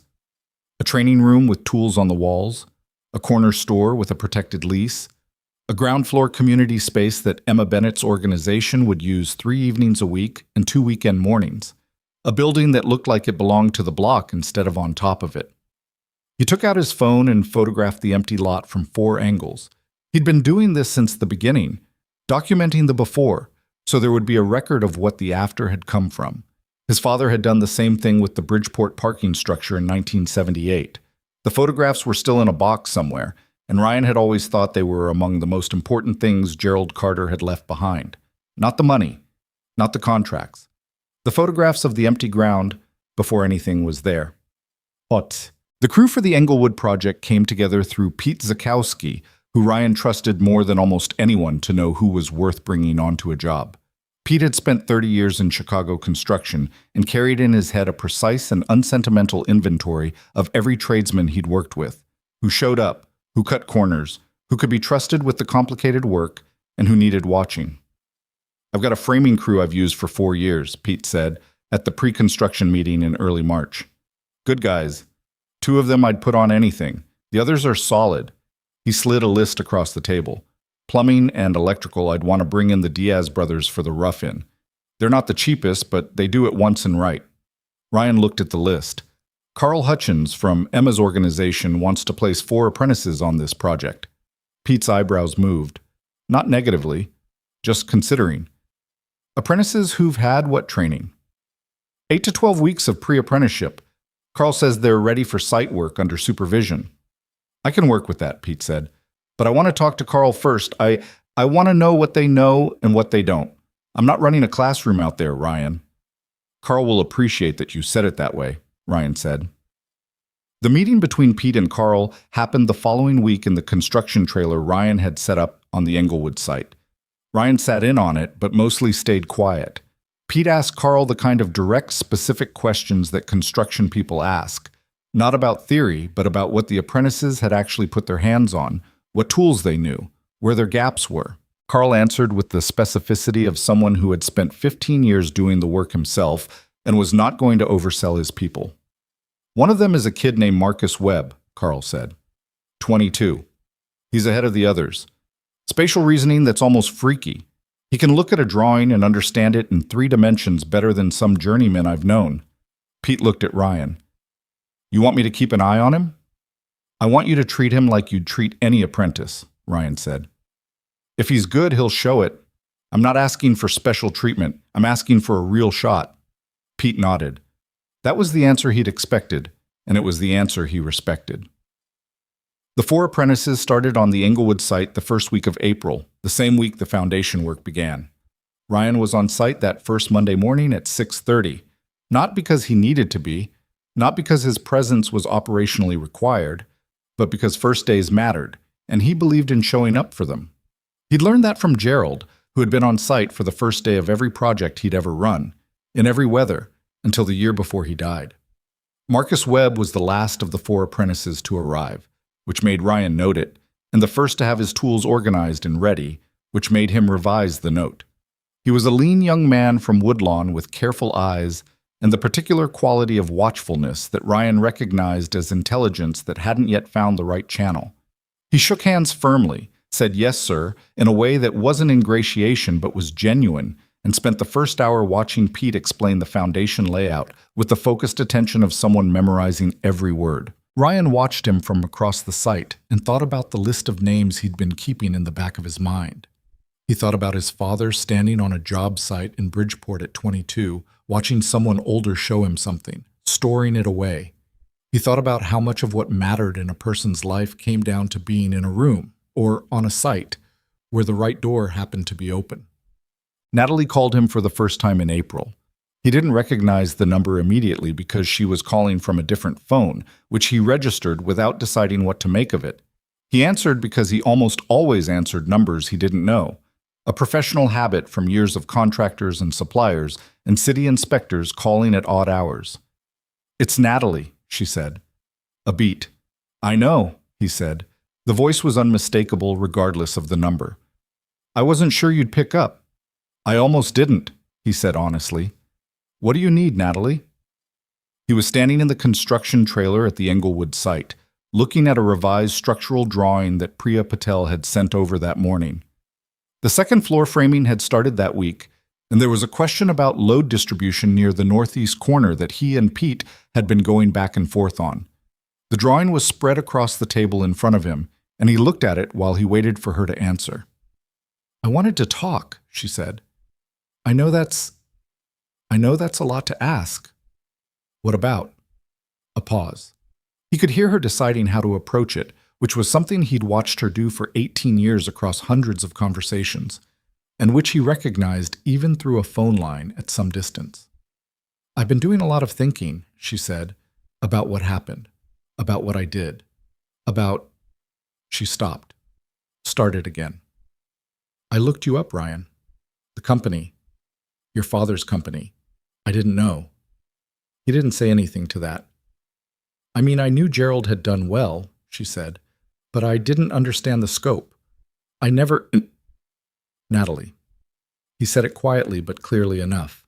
She stopped. "What you knew or didn't know about the money isn't the point," he said. "You know that." A long silence. "I know," she said quietly. "The signatures," he said. "That's the part I can't make comfortable. Not the affair, not the divorce, not any of the rest of it. The signatures." She didn't deny it. She didn't explain it. She was quiet in a way that told him she'd already had this reckoning with herself and was not going to insult him by performing another one. "I made choices," she said finally. "Terrible choices. I know that." "Yeah," he said. "I'm not calling to ask you to forgive me," she said. "I don't expect that. I just—" She paused again. "I wanted to say it to you, directly, not through lawyers. I wanted you to hear it from me." Ryan looked at the structural drawing on the table, the northeast corner, the load-bearing question that needed a clean answer. "I hear you," he said. "I appreciate that you called." "Ryan, I don't have more than that for you right now," he said. "Maybe I will someday, but not right now." Another silence. Then, "Okay. Take care of yourself," he said.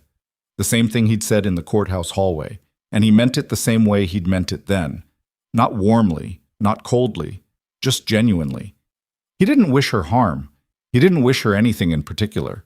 He just wanted her out of the space he was trying to build in. He hung up and stood for a moment with the phone in his hand. Then he set it down and went back to the drawing. The northeast corner needed a solution, and he was going to find one. Pete Zakowski came to him about Marcus Webb 6 weeks into the project. It was a Friday afternoon, end of the work week, the site winding down for the day. Pete caught Ryan by the trailer as he was heading out, which was Pete's way of signaling that something was on his mind that he hadn't wanted to bring up in front of the crew. "The Webb kid," Pete said. Ryan waited. "He's not just ahead of the other apprentices," Pete said.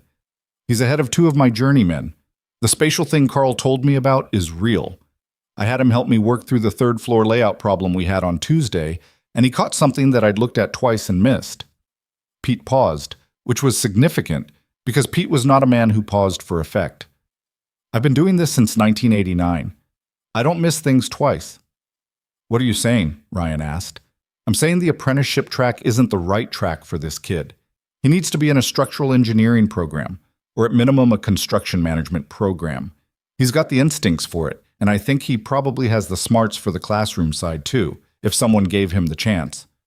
Ryan stood for a moment thinking about that. "You told him?" "No, I wanted to talk to you first." Pete looked at him steadily. "This is what the scholarship fund is for, right? This is exactly what it's for." "Yeah," Ryan said. "Yeah, it is." He talked to Marcus Webb on Monday morning before the rest of the crew arrived. They stood outside the trailer in the early April chill, coffees from the corner store in hand, and Ryan was as direct with him as Pete had been with Ryan. "Pete tells me you're good," Ryan said. Marcus looked at the ground for a half second, not embarrassed, just processing. Then back up. "Pete doesn't say that to people." "No, he doesn't, which is why I'm telling you." Ryan looked at him. "What did you want to be before the pre-apprenticeship program?" Marcus was quiet for a moment. "Engineer," he said. "Structural. I've wanted that since I was maybe 12, 14. I used to look at buildings going up and try to figure out why they didn't fall down." "Why didn't you pursue it?" A pause. The specific pause of a young man from a neighborhood like Woodlawn explaining to someone from outside it why the obvious path wasn't available. "Money," Marcus said. "My mom raised 4 of us. I'm the oldest. Engineering school is 5 years, and I can't do 5 years without an income. That's just the math." Ryan nodded. He'd known the answer before he asked. He'd asked because it mattered that Marcus say it, that it be stated plainly rather than assumed. "The Carter Family Scholarship Fund is launching its first cohort this fall," Ryan said. "It covers tuition, housing, and a monthly living stipend for trade and construction-adjacent programs. It's specifically designed for people in your situation, people for whom the math doesn't work without support." Marcus went very still. "You'd have to apply," Ryan said. "It's a real application. A committee reviews it. I don't decide unilaterally, but Pete's assessment carries weight, and Pete does not write assessments for people he doesn't believe in." He paused. "I'm not telling you that you'll get it. I'm telling you to apply. And I'm telling you that what you've shown on this site in 6 weeks is exactly the kind of thing the fund was created to see." Marcus Webb looked at him for a moment with an expression that was complicated. Not overwhelmed, not tearful, but the specific look of a person absorbing something real and trying to stay upright under its weight. "Can I ask you something?" Marcus said. "Go ahead." "Why does this exist? This fund? A guy with this kind of money, he could do a lot of things. Why this?" Ryan thought about his father in the photograph from 1983, young, grinning, standing in front of the first office. He thought about the barbershop owner on the corner who'd asked him, "What's the catch?" He thought about a list of names in the back of his mind that he'd been keeping for years without quite knowing why. "Because someone should have built this 20 years ago," Ryan said. "And they didn't. And I can. So." It wasn't an eloquent answer. It was the true one. Marcus nodded slowly. "Okay," he said. "I'll apply." "Good," Ryan said. "Now get to work. Pete's going to want the 3rd floor layout checked before 9. Mug. Emma Bennett showed up on the Englewood site for the first time on a Saturday in late April, the kind of spring day Chicago occasionally produces as a reminder of what it's capable of when it stops being difficult. Clear sky, mild air, the trees on the block starting to show green at the edges. She came alone, which Ryan hadn't expected. having assumed she'd bring Carl or Portia or at least someone from the organization. She stood at the edge of the site in a jacket and work boots. She'd known to wear work boots, which Ryan noted, and looked at the rising structure with her arms crossed and an expression he couldn't immediately read. "Third floor is framed," Ryan said, walking over. "Steel goes in next week." "How many of our apprentices are here today?" "2. The site's on a lighter Saturday schedule. Marcus Webb is here. He's been volunteering extra hours." He paused. "I talked to him about the scholarship fund." Emma turned to look at him. "Already?" "Pete recommended him. I'm not jumping the line. He still has to apply. But I wanted him to know the door was there." She looked back at the building. "The training room is on this side?" She pointed toward the southeast corner of the ground floor. 2,400 square feet. We're installing the workbench runs next month. Tool storage, the ventilation system, Emma, your org, specified. The projector set up for the classroom portion. He walked her toward the ground floor. "Come look." They walked the building together for an hour. Ryan showed her the community space layout, the retail front, the residential floors above. He answered her questions, which were specific and technically informed in a way that told him she'd been doing her homework. She knew what to ask about egress, about accessible units, about the HVAC system he'd gone with, and why. He answered everything straight, including the 2 places where the build had run into problems. A subcontractor delay in February that had cost them 9 days, and a materials issue on the 3rd floor framing that Pete had caught and corrected, but which had required a design revision. "You're telling me the problems," she said. "You're a partner on this project," he said. "Partners get the problems and the progress." She was quiet for a moment, looking at the framing overhead. "Most people in your position don't operate that way." "I know," Ryan said. "I've worked for a lot of people in my position." She looked at him. Something shifted in her expression, not dramatically, the way dramatic shifts happen in movies, but in the real incremental way that people's perceptions of each other actually change. A small adjustment in the angle of how she was seeing him. "The fund," she said. "You're looking at this fall for the first cohort?" "September. 8 recipients. Carl's helping identify candidates from your pipeline, and we're accepting outside applications too. The committee is 5 people. Carl and I are on it, 2 independent evaluators, and 1 current apprentice who graduated from a similar program." "You put a current apprentice on the committee. Who else knows better what the barriers actually are?" She nodded, slowly. "Gerald Carter would have approved of that, I think." "I don't know," Ryan said. "He probably would have found something to argue about. He always did." He said it without bitterness, even with something close to affection. Emma looked at him with that steady, assessing look she had. "Can I ask you something personal?" "Probably," he said. "How are you doing?" "Actually, not the project. You." He thought about it in the honest way he'd been practicing. "Better than 6 months ago," he said. "Some days a lot better. Some days I'm just tired and I miss things I shouldn't miss, which is something people don't tell you about the end of a long marriage. That you grieve it even when it needed to end." Emma was quiet for a moment. "My marriage ended 5 years ago," she said. "I know exactly what that is." He hadn't known that about her. He realized he hadn't asked much about her personal life. They'd kept their interactions largely professional, which had been the right call for the partnership, but had maybe been its own kind of avoidance. "I'm sorry," he said.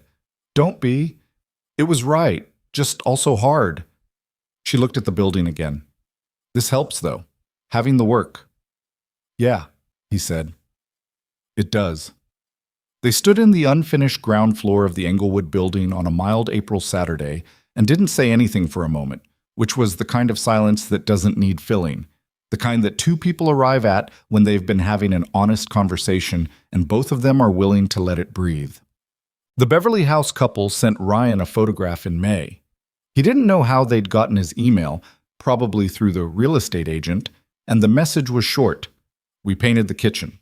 Thought you'd want to see. The tile work still looks great. Thank you for taking care of this place." The photograph showed the kitchen with yellow walls, which was not what Ryan would have chosen and which suited it better than he expected.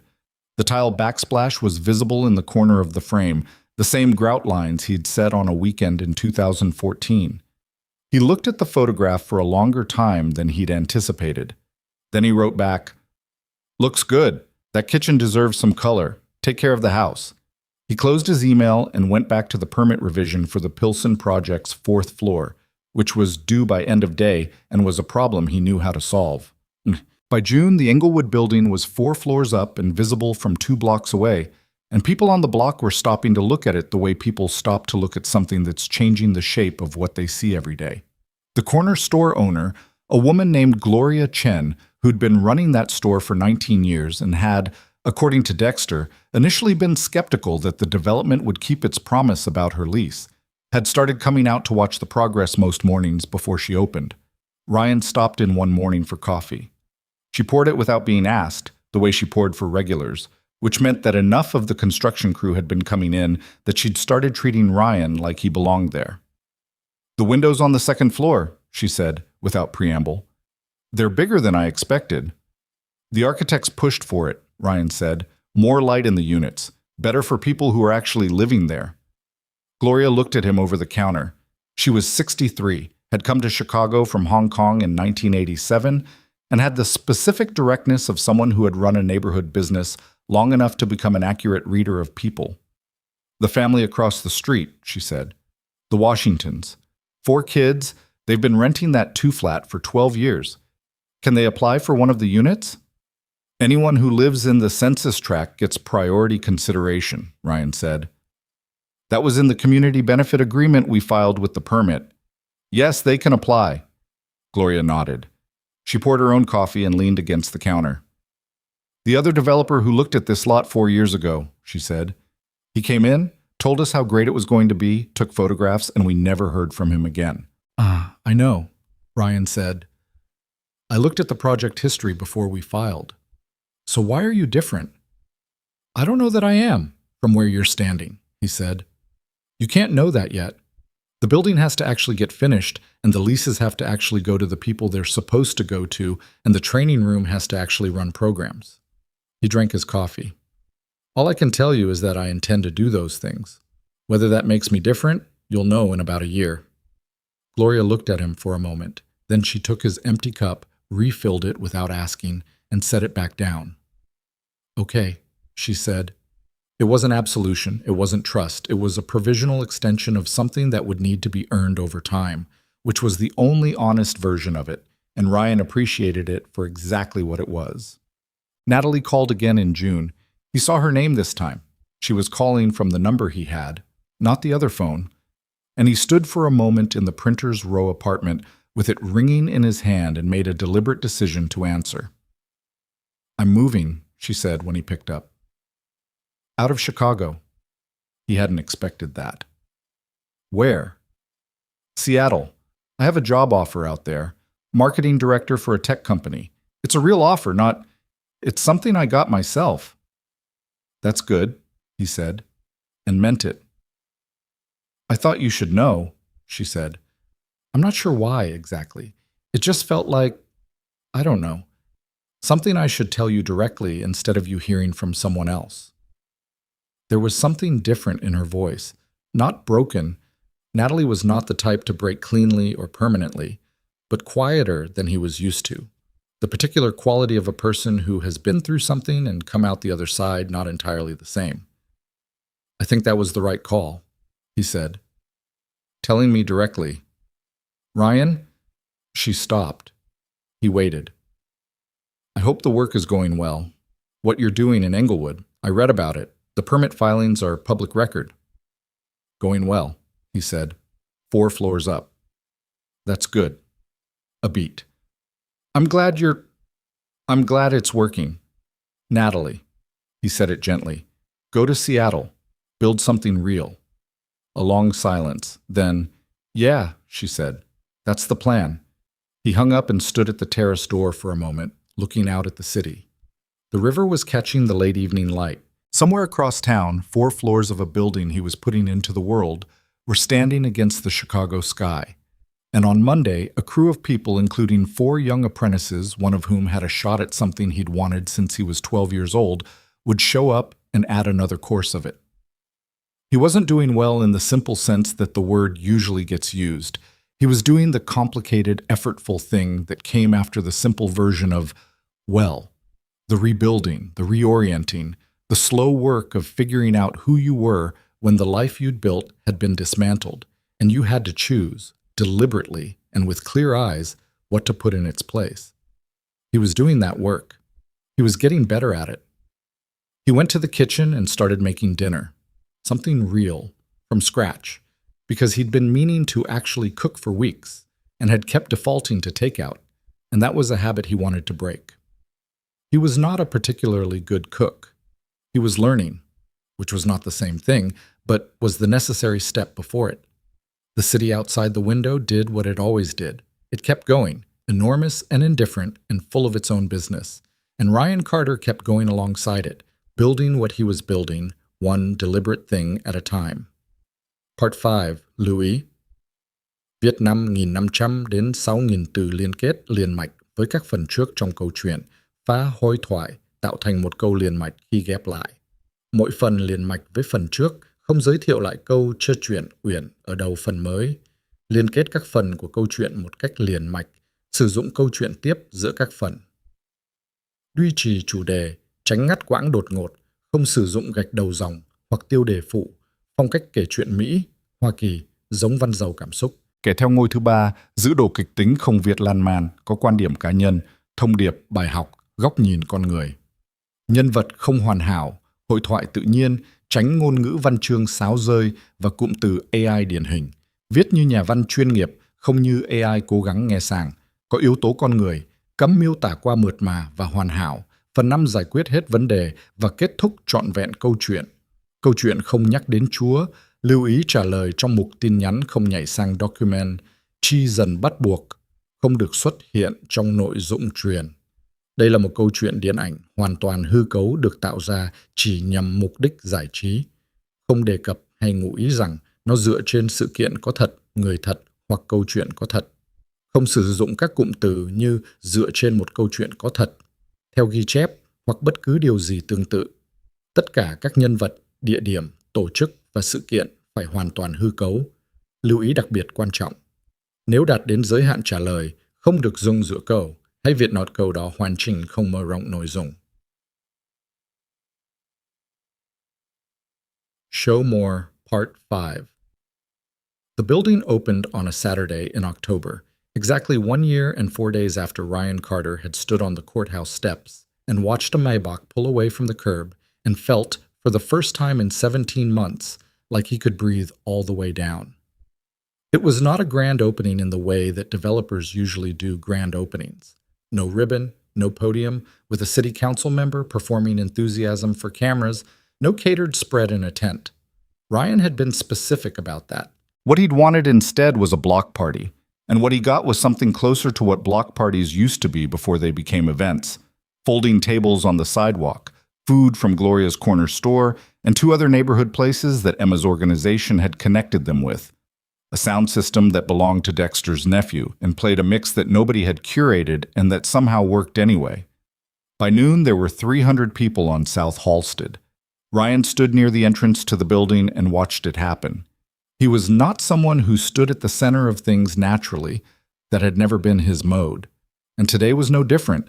He was there. He was present. He shook hands and answered questions and walked small groups through the ground floor community space, but he wasn't performing anything. He was just a man standing in front of something he'd built, watching it become real in the way that things only become real when other people are inside them. Pete Zakowski found him around 1 o'clock, working through a plate of food from one of the tables. "You should be happier," Pete said. "This is a good thing." "I am happy," Ryan said. Pete looked at him with the expression of a man who has known Ryan Carter for years and understands the specific register of his emotions. "You're thinking about your father." Ryan didn't deny it. He would have had 12 things to criticize about the third-floor finish work. And then he would have been proud. "In that order, yeah," Ryan said. "The criticism first. Always." Pete ate for a moment. Around them, the block was full and loud in the good way. Kids running, people talking at the volume you need when you're competing with music. Two old men from the block engaged in what appeared to be a serious ongoing chess match at one of the folding tables. The building behind them was clean and solid and real, its windows catching the October light, the Carter family name nowhere on the exterior because Ryan had decided against it and Maria Vargas had quietly agreed that the building was its own statement. "The Webb kid," Pete said. "He's inside." "I know. I saw him earlier." Marcus Webb had gotten the scholarship. He'd submitted his application in May, and the committee, Carl, Ryan, two independent evaluators, and a young woman named Destiny who'd completed a construction management certification the previous year and sat on the committee with the specific authority of someone who'd been through the thing she was evaluating, had reviewed it in June and awarded it unanimously. He was enrolled at Illinois Institute of Technology's structural engineering program, starting this semester. He still came to the Englewood site on Saturdays when his coursework allowed, not because anyone asked him to, but because he said it helped him understand what he was learning in the classroom. Ryan had seen him earlier that morning carrying chairs from a truck to the community space, moving fast and without being asked, stopping to talk to Gloria Chen's daughter for a few minutes before going back for more chairs. Just a 22-year-old kid helping set up a party, except that he was also a structural engineering student who 3 months ago hadn't been able to see a path to that and now had one. And there was something in that specific piece of the morning that Ryan had needed to stand with for a moment before moving on. Emma Bennett found him at 2 in the afternoon, when the crowd had settled into the comfortable rhythm of people who have stopped arriving and started staying. She came with 2 coffees from Gloria's counter and handed him one without preamble. "The training room is at capacity," she said. "We ran a demo session this morning and 17 people showed up. We had chairs for 12. I'll talk to Maria about expanding the storage room on the east wall," Ryan said. "We can probably get 5 more chairs in there if we rearrange." "Already emailed her." Emma stood beside him looking at the crowd. "Carl is in there right now talking to 3 guys from the block who want to know about the pre-apprenticeship program. One of them is 51 years old and worked concrete for 20 years and got laid off when his company folded." Ryan thought about that.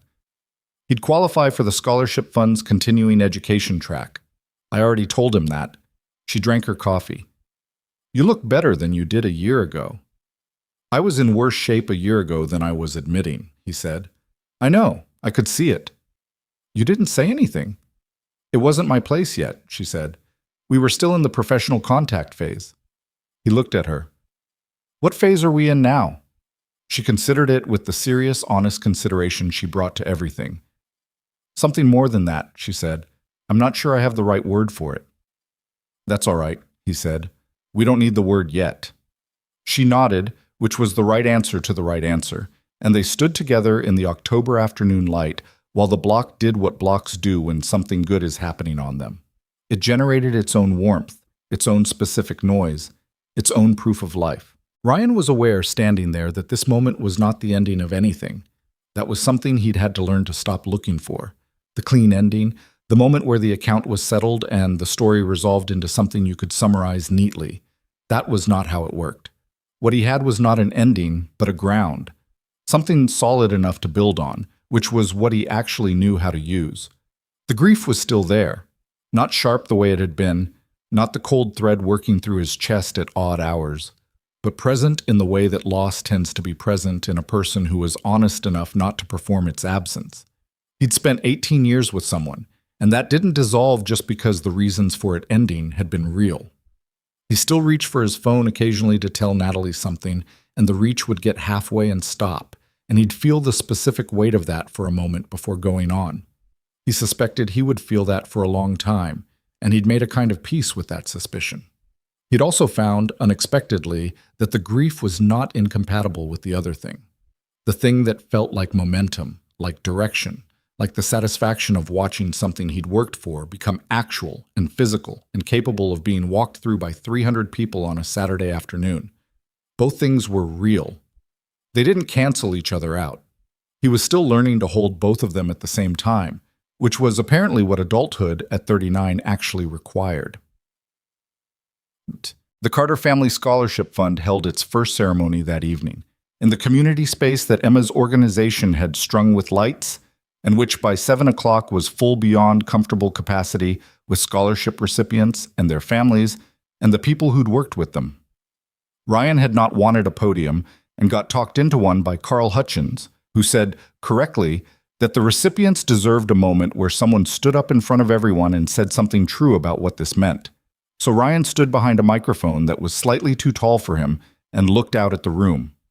8 recipients, 3 from Emma's pre-apprenticeship pipeline, 2 from outside applications, 1 referral from a trade union Carl had a relationship with, 1 young woman who'd been working 2 jobs while completing a construction management certification, and Marcus Webb, whose letter of admission to IIT sat framed on the table beside his place card because his mother had insisted on bringing it and Ryan had been glad she had.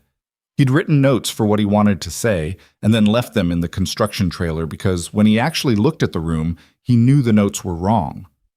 My father started Carter Construction in 1978, he said, with 2 employees and a contract to fix a parking structure. He never talked about it much. He was not a man who talked about himself. But I know from the people who worked with him in those early years that what made the company grow wasn't the contracts. It was the people he brought along with him. Workers who'd been given a real shot and who gave everything they had in return. People who built things that are still standing in this city. He paused. The room was quiet in the way rooms get quiet when people are actually listening. He left me a lot, Ryan said. More than I understood for a long time. And I spent a while trying to figure out what you do with a legacy like that, whether you preserve it or protect it, or what. And I think what I figured out is that a legacy is not a thing you protect. It's a thing you extend. You take what someone built and you find the next thing it can become. He looked at the 8 people at the tables in front of him. Marcus Webb, 22 years old, with his mother beside him and his IIT acceptance letter in a frame. The woman who'd been working 2 jobs. The man from the block who'd been pouring concrete for 20 years and lost his job when his company closed, and who is now enrolled in a project management certification that would change what the next 20 years looked like. These 8 people are going to build things, Ryan said, some of them literally, with their hands, the way my father built things, and the way I've built things my whole career, some of them in other ways. And when they build something that lasts, and I believe they will, that will be part of what this fund was for, not the money, the building. He stepped back from the microphone before he said something he couldn't sustain the weight of. The room applauded, which he received with the slightly uncomfortable gratitude of a private man acknowledging a public moment. Carl Hutchins leaned over from the adjacent chair and said, "Just loud enough for Ryan to hear. Your father would have complained about the microphone height and then told everyone at the table that was a good speech." Ryan laughed, a real one, sudden and genuine, the kind that didn't have time to be anything except honest. "Yeah," he said. "Exactly that." Fun. At 9 o'clock, with the ceremony done and the room breaking into the looser socializing that happens when the formal part is over, Dexter from the barbershop found Ryan near the door. Dexter was not a man who made small talk at events. Ryan had learned this about him over the course of the year, across the 7 or 8 conversations they'd had as the building went up. He had the barbershop owner's version of professional directness, the kind that came from decades of listening to people in a chair and understanding the difference between what they said and what they meant. He extended his hand. Ryan shook it. "You came back," Dexter said. "I said I would." "People say that," Dexter said. "You came back." He held Ryan's hand for a moment longer than a standard handshake, which was its own kind of statement, and then released it and went to find his wife. Ryan stood by the door for a moment after that, looking at the room. At the lights Emma's team had strung, the tables full of people. Marcus Webb talking to 2 of the other scholarship recipients with the focused engagement of someone who has discovered that other people are as interested in what he's interested in as he is. Gloria Chen from the corner store sitting next to the woman who'd worked 2 jobs, deep in a conversation that looked like it had started as small talk and become something more real. Pete Zakowski in the corner eating cake with the particular satisfaction of a man who has spent a year building something well and is now eating cake near it. This was what it looked like. Not resolution in the movie sense, not the perfect frame where every thread was tied and every wrong was righted, and the music swelled to confirm that meaning had been achieved. It looked like a room full of imperfect people on a Saturday night in October. in a building that hadn't existed a year ago on a lot that had been empty for 11 years, doing the ordinary human thing of being in a place together and finding that the place was good. Ryan had made a lot of mistakes in his life. He'd been, for too long, a man who trusted what he wanted to be true over what the evidence was showing him, and that had cost him time he couldn't get back. He'd been someone who confused loyalty with blindness, and patience with passivity, and privacy with avoidance, and he'd had to learn, the hard way and at considerable personal cost, where those lines were. He was still learning. That was the thing about being 39 instead of 30. You stopped expecting to have it figured out. You stopped looking for the version of yourself that had arrived somewhere and could stop working at it. What you found instead, if you were paying attention and willing to be honest, was that the work itself was the thing. Not what it produced, not the building or the fund or the company or any of it. Those were real and they mattered, but they were evidence of the work, not the point of it. The point of it was the doing, the showing up at 5 a.m, the honest conversation, the decision to build something instead of burn something down, when burning it down would have been easier and arguably justified. His father had understood that. Ryan had spent a long time thinking he understood it and had discovered, at 38 on the floor of his kitchen at 1 a.m, that understanding something in your head and knowing it in your body were two different things. He knew it in his body now. He left the building at 10 o'clock, after helping stack chairs with Pete and 2 of the apprentices and making sure the community space was in reasonable shape for Sunday. He walked out onto South Halsted and stood for a moment in the cool October air. The building was lit from inside, the community space still glowing, the residential floors above it showing the first lights of actual occupants in actual apartments, people who'd moved in over the past 3 weeks. He could see a lamp in a second-floor window, a television flickering blue in another. The specific, ordinary visual evidence of people living their lives in a place where no one had been living anything for 11 years. He heard someone come out behind him and turned.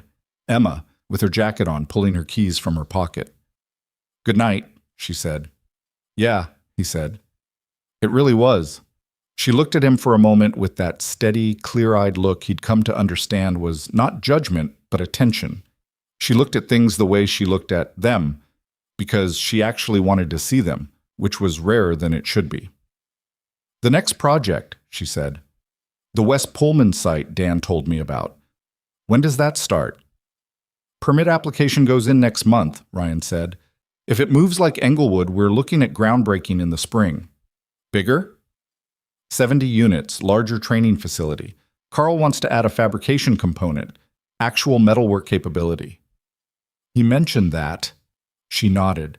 "We'll need to talk about the partnership structure for that one. The Englewood model worked, but there are things I'd want to do differently." "I know. I have notes on it." "Of course you do." She said it without irony, which meant it wasn't a joke so much as an accurate observation that she'd come to accept as characteristic. He walked her to her car, which was parked half a block down. The street was quiet now, the party long over. The block returned to its ordinary Saturday night self. A few lights on in the 2 flats. A dog being walked by a man in a heavy coat. A bus going by on the distant parallel street, its windows illuminated. "Ryan," Emma said, at her car door. He waited. "I know this year has been—" She stopped, started again. "I've watched you work. I've seen how you do it. I think your father raised someone worth knowing." He looked at her. There were a lot of things he could say to that. Deflections, modesty, the various ways a private man deflects a direct statement of something true. He didn't use any of them. "Thank you," he said. "That means something." She got in her car. He stood on the sidewalk and watched her pull out, and then turned back toward the building. The lamp in the second-floor window was still on. The television was still going. The corner store was dark and locked, but the awning was down in the position Gloria put it for the night, which meant tomorrow morning she'd be back, opening up, pouring coffee for whoever came through the door. He took out his phone. There were no messages that needed answering tonight. He put it back in his pocket. He stood there for another minute, just looking at the building, not cataloging, not planning, not measuring what was still needed, just looking at what was there. A thing that had not existed and now did, because a group of people had shown up and done the work and not stopped doing the work until it was done. That was all. That was the whole of it. and it was enough. There is a thing that happens to people who get betrayed badly and survive it intact, not unaffected, not unchanged, but intact. And it's not the thing that stories usually say it is. It's not triumph. It's not vindication, though there can be an element of that. It's not even happiness, not in any simple sense. What it is, if the person has done the actual work of getting through it honestly, is a particular kind of clarity about what actually matters, about what was real and what wasn't, about who you are when the version of yourself that was organized around someone else's presence no longer exists, and you have to find out what's underneath. Ryan Carter had found out what was underneath. It was not glamorous, and it was not complete. It was a man who knew how to build things, who had come from people who built things, who was still learning what to build and why and for whom. A man who carried grief and kept working. A man who had been invisible to the person who should have seen him most clearly and who had learned, slowly, at cost, that the right response to that was not to make himself larger or louder or more legible to the wrong audience, but to find the right work and do it well and let what was built speak for whatever needed saying. His father had understood that. Ryan understood it now. He turned up his collar against the October chill and walked back to where Marcus had parked the car. Not the Maybach tonight, he'd told Marcus to take the evening, had driven himself. His own truck, the one he used for job sites, which was 3 years old now, and had a dent in the rear left quarter panel from a parking lot incident in February that he kept meaning to get fixed and kept not getting around to. He got in, started the engine, let it warm up for a minute. Through the windshield he could see the building, the lit windows, the clean lines of the facade, the corner where South Halsted turned and where 11 years of empty had been replaced by something that would still be standing when he wasn't around to see it anymore. He thought about his father one more time, just briefly, not with grief this time, or not only grief, but with something that was closer to gratitude, which was what grief became when you'd had enough time with it to find what was on the other side. You can't control what people decide to do, Gerald had said, in the truck on the way to somewhere neither of them could remember now. You can only control whether you're prepared for it. He'd been prepared.